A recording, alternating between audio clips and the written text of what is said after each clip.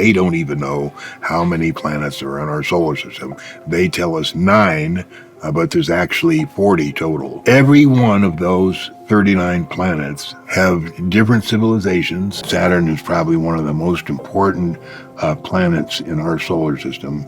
And 𝗪𝗓𝗕𝗦𝗧𝗘, who I talk to all the time, who's written the books about space and UFOs, he said that if you were to look at the surface of Saturn, all you have to do is to look at it for 5 seconds and you would faint for about a day. They have tried to make us think, oh, it's way too hot for anybody to live on Venus, which is nonsense. There's a civilization up on Venus. There's several on Mars. All of them have. Uranus has civilizations. We're here with John Lear, and today we're going to be talking about mysteries of our solar system. Welcome, John. Thanks for coming on the show. Thanks, Emery. Nice to be here. Let's talk about the planets of our solar system. Okay, well, NASA loves to limit the information they give us, and they don't even know how many planets are in our solar system. They tell us 9, but there's actually 40 total. So there's 39 planets in addition to Earth. Now, can we see them all? No. NASA can see a few of them, but not all of them. As a matter of fact, they can't see most of them. ET uses a technology, and I don't know how it works, but it works pretty good. And does NASA have any, have they observed anything of these planets? They can see a few of the 39 other planets that exist, but they're not telling us. Right. Every one of those 39 planets have different civilizations. They trade with one another. They trade technology. They trade farming. There's a massive amount of air traffic control between them. So much is going on. We're regarded as the solar system morons. As a matter of fact, they have tours from the planet to come, and you're not going to believe what these Earth people are doing now. Watch this. Watch, they're going to have a war. I was once told we're the Disneyland of the solar system. NASA tells us we have 4 giants, gas giants. Would be Neptune, Saturn, Jupiter, and Uranus. What they call gas giants are thriving planets with civilizations on them and all kinds of stuff going on, particularly Saturn. And Saturn has the rings around it that Norman Berggren wrote. The ringmakers of Saturn found the big spaceships orbiting inside the rings. All kinds of stuff is going on. With Saturn, what are those rings made out of? I don't know, but Saturn is probably one of the most important planets in our solar system.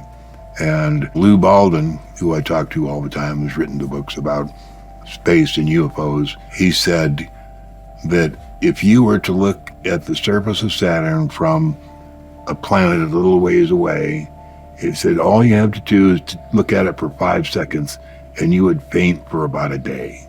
It would be so overwhelming that you would literally faint. Because of structures or because of the He races? He does not elaborate. He said what you see overwhelming would be overwhelming, that you would lose consciousness. I had read some papers classified that said that there is a portal there on the poles that the ETs used to come in and out of, and that it's a very popular spot in our solar system, I'll say. We have portals all over Earth, but they change position all the time. And that's due to what I believe is the axis and also the gravity of all the other planets and the sun. Is that correct? I don't know. We know that Perry Spalter, who wrote The Gravitational Force of the Sun, debunking Newton's second law of gravitation, she says that the quantity and density of planets have nothing to do with the gravitational force. Now, Bob Lazar told us that gravity is made up of 2 waves, gravity A and gravity B. Gravity A, it works on an atomic scale, and it's the thing that holds atoms together in the nucleus. And gravity B is the gravity that holds us on Earth, and the Earth in orbit around the sun, and the moon in orbit around the Earth. The gravitational A wave is instantaneous throughout the universe. And the way that came up is apparently our government was trying to talk to somebody who was many hundreds of light years away, and there was some message that came back instantly, and either Bob or somebody asked, how was that possible? And they said they use a gravity phone, because the gravity phone is instantaneous, the wave is instantaneous. So if you could hook a telephone up to it, you could talk to somebody who was billions of light years away instantly. And that's because the gravity A is instantaneous. You know, since Venus is the closest to Earth, you know, they have tried to make us think, oh, it's way too hot for anybody to live on Venus, which is nonsense.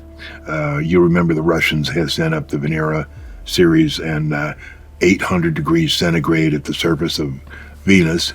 They didn't tell us what the parachutes were made of. How would you even get it down there? Yeah, how would you even get it down there? Is that all? That's nonsense. There's a civilization up on Venus. There's several on Mars. All of them have.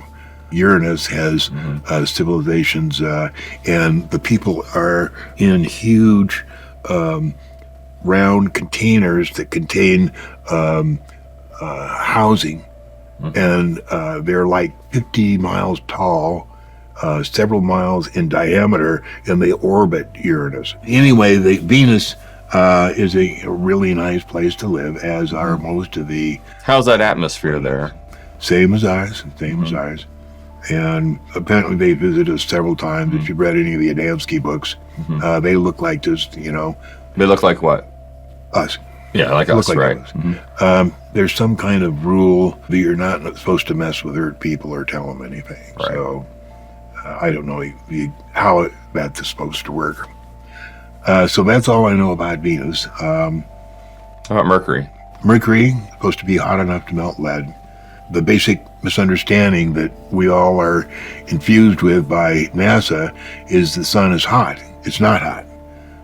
It may look hot, but it doesn't broadcast any heat. You'll remember when the first astronauts went up, that they made a great point of saying that they had to rotate the vehicles, the modules, to keep from burning up. So that you didn't get to... Actually, there is no heat coming from the sun, so you'll notice that nobody had to rotate. The International Space Station doesn't have to rotate because there's no heat from the sun.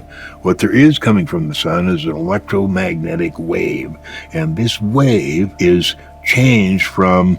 it goes through our atmosphere, and our atmosphere changes the temperature of the atmosphere inside the Earth. So Mercury is supposed to be hot enough to melt lead. No, it's about the same temperature as here, because their atmosphere modifies the electromagnetic wave that comes out of the sun.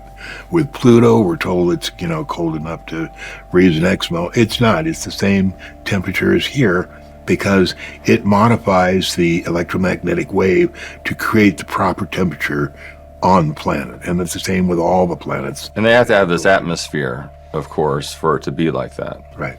Right. Let's go to Mars. I mean, a lot going on there.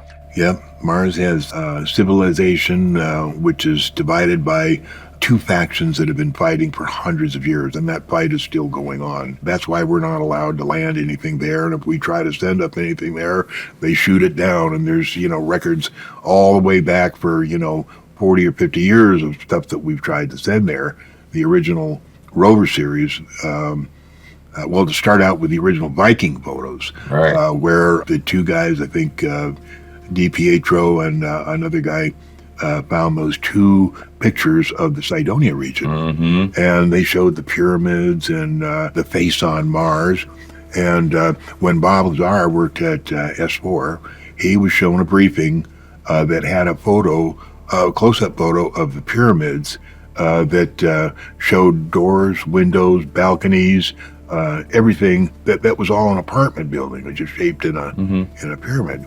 So we wanted to know where that photo came from. So he and I had to drive down to LA to pick up his jet car, and we picked up his jet car, then drove over to Jet Propulsion Laboratories in Pasadena, JPL, yep, just like we owned the place, parked in visitor parking, and took up the whole space with my truck and his 20-foot jet car, walked up in there and asked to see Bob Nathan, who was head of Viking Imaging.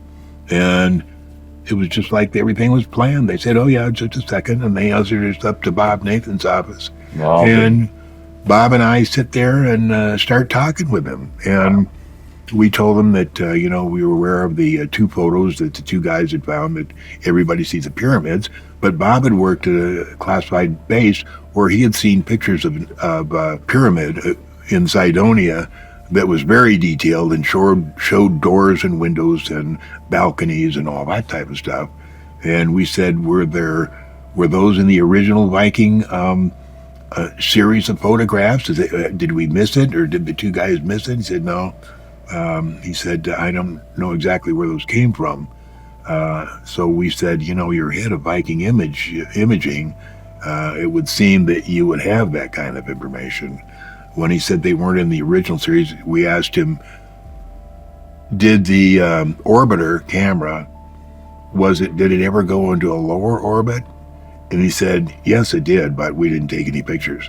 Of course, we had to laugh because that's exactly how security works, is you take the top guy who has contact with the public and you don't tell him what's going on, even though he's the head of imaging. He doesn't know that they took pictures. So those pictures that Bob saw at S4 were taken when they went into the lower orbit. So the two races there on Mars that have been fighting for a while. Hundreds of years. Are they the ones who destroyed Mars? Because Mars... Yeah, there was a huge... large accident there, and I don't know how it happened. Right. We sent up the rover series. I just happened to be taking a remote viewing class with Angela Smith Davis, who's one of the leading remote viewers in the United States, and she had a class, and I had a week off, so I took the class. So the first day we show up happened to be the exact day, I think it was the rover landing. And they were showing the twin peaks in the very, very distant what was going on. And she says she was a little late coming into class, and she says the reason I was late is I was with my husband watching these photos, and he works up at Groom Lake, and he's in charge of those rovers and how they, taking care of how they move, back and forth and everything.